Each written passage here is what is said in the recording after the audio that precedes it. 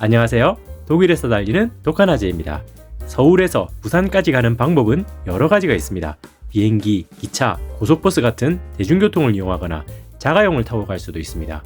자전거를 타거나 심지어 걷거나 달려서 가는 사람도 있습니다. 목적지는 같지만 어떤 방법이 더 빠른지, 안전한지, 편한지 혹은 더 재밌고 보람 있는지는 개인의 선호와 상황에 따라 달라집니다. 결국 정답은 없습니다. 운동 훈련 방법도 마찬가지입니다. 빠르게 성과를 내지만 부상 위험이 높은 고강도 인터벌 훈련, 느리지만 꾸준하고 안전하게 진행하는 고볼륨 저강도 훈련, 저, 중, 고강도의 훈련 비율을 적절히 조합한 피라미드식 훈련, 80대 20% 비율의 고강도 저강도 훈련으로 중강도를 피하는 양극화 훈련 등 훈련 방식은 다양합니다. 개인의 목표, 운동의 목적, 개인이 훈련에 할애할 수 있는 시간, 그리고 1년 중 어느 계절인지, 목표 대회가 있다면 어느 시점인지에 따라 적절한 방법과 집중해야 할 부분이 달라질 뿐 정해진 한 가지의 정답은 없습니다.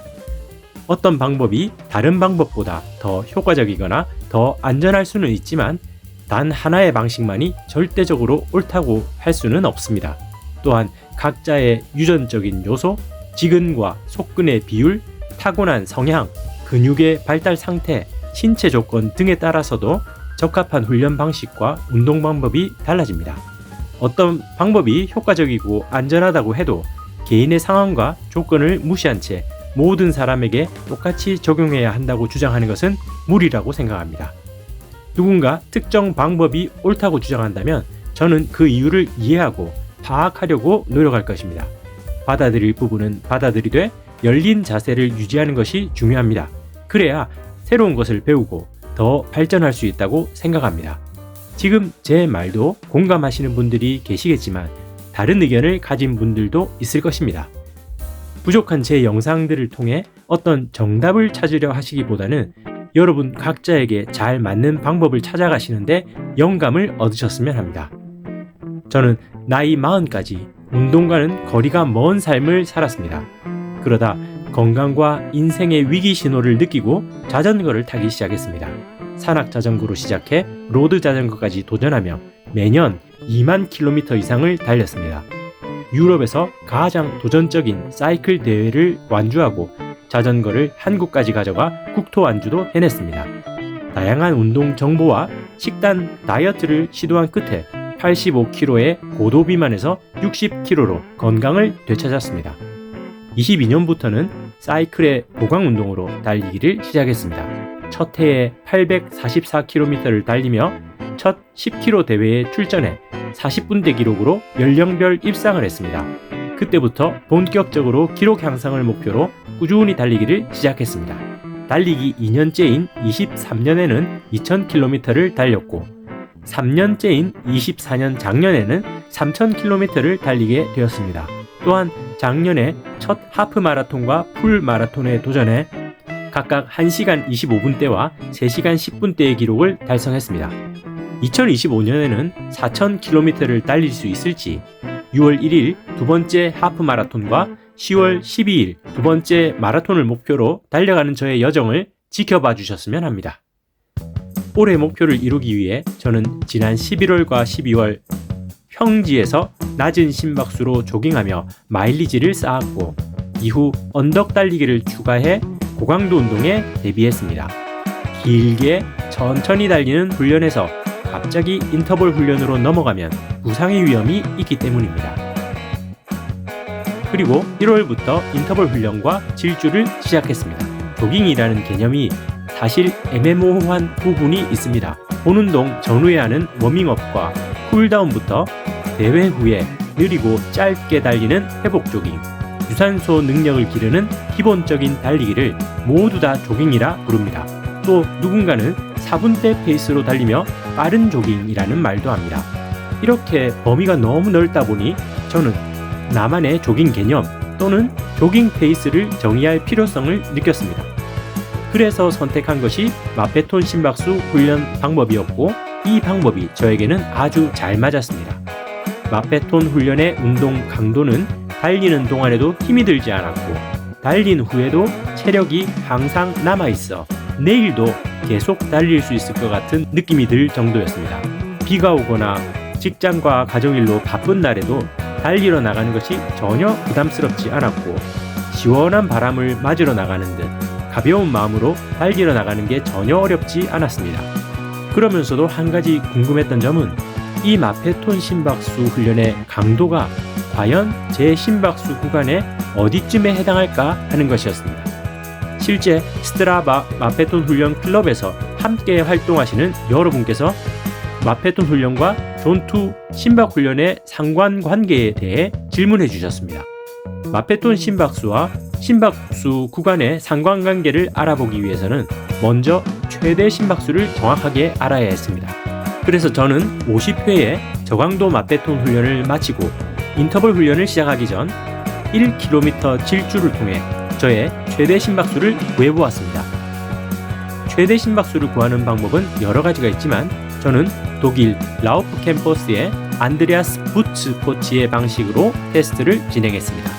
이 방법은 30분간 약 5km를 조깅한 후 마지막 1km를 질주하는 방식입니다. 1km 중 800m는 약 80%의 힘으로 달리고 마지막 200m에서 전력으로 질주를 해야 최대 심박수가 잘 나옵니다. 다만 혼자서 이 테스트를 진행할 경우 최선을 다하지 못할 수 있기 때문에 본인의 판단 여부에 따라 플러스 5bpm을 더해서 최대 심박수로 삼으면 됩니다. 또한 주로에 방해물이 있을 경우 안전에 유의하면서 시도해야 합니다. 1km 질주를 통해 최대 심박수를 구하고 나니 이제 본격적으로 심박수를 관리하며 다양하고 체계적인 훈련을 진행할 수 있게 되었습니다. 우리는 체계적인 훈련을 하기 위해서 심박수 또는 페이스를 훈련 지표로 삼을 수 있습니다.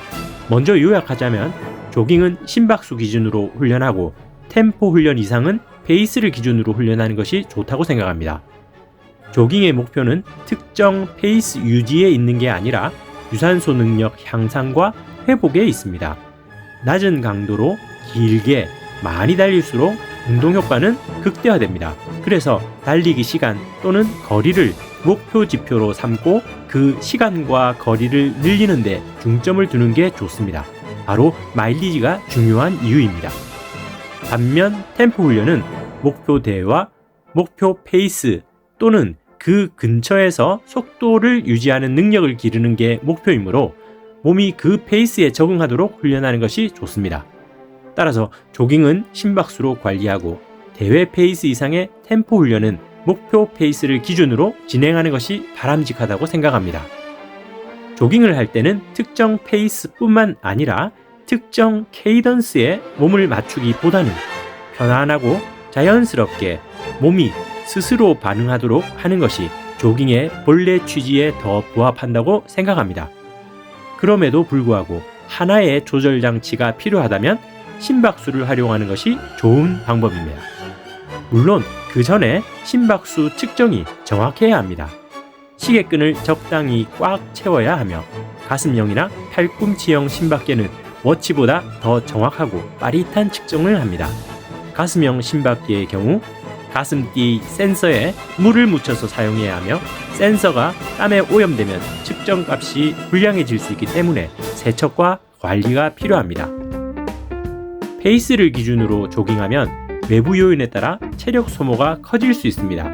예를 들어 오르막을 오르거나 맞바람이 강할 때 페이스를 유지하려고 하면 심박수가 상승하고 신체에 가해지는 스트레스도 증가합니다. 이렇게 되면 피로가 쌓이고 장기적인 훈련에 지장을 줄 수 있습니다. 체계적인 훈련을 이어가기 위해서는 부상 위험을 줄이는 것이 중요합니다. 조깅을 항상 빠르고 힘들게 하면 부상으로 이어질 가능성이 높습니다. 반면 심박수를 기준으로 훈련하면 외부 요인으로 인한 체력 소모를 일정하게 관리할 수 있어 부상의 위험을 줄이고 훈련 효과를 안정적으로 유지할 수 있습니다. 이렇게 하면 다른 고강도 훈련도 더욱 만족스럽게 수행할 수 있습니다. 우리 몸은 매일 같은 컨디션을 유지하지 않습니다. 몸 상태가 좋지 않을 때 목표 심박수를 기준으로 운동하면 평소보다 페이스는 낮아질 수 있습니다. 하지만 이렇게 하면 몸에 가해지는 스트레스 부하를 일정하게 유지할 수 있어 훈련을 꾸준히 이어가는 데 도움이 됩니다. 핵심은 이것입니다. 조깅의 강도를 정할 때는 심박수를 기준으로 삼고 조깅의 페이스는 각자의 조깅 심박수에서 달릴 때 자신의 페이스를 파악하여 참고하는 것이 좋다고 생각합니다. 이제 다음 영상에서는 1km 질주를 통해 알아낸 저의 최대 심박수로 심박존을 어떻게 나눴는지 보여드리겠습니다. 그에 따라 다양한 강도의 조깅을 더욱 재밌고 안전하게 하는 방법에 대해서도 말씀드리겠습니다. 또한 저의 마페톤 심박수는 제 최대 심박수의 몇 %에 해당하고 심박존의 어디에 해당하는지 흥미로운 결과를 보여드리겠습니다. 조깅을 심박수 기준으로 하는 것에 대한 여러분의 의견과 경험이 있으시다면 댓글로 소통하면 좋겠습니다.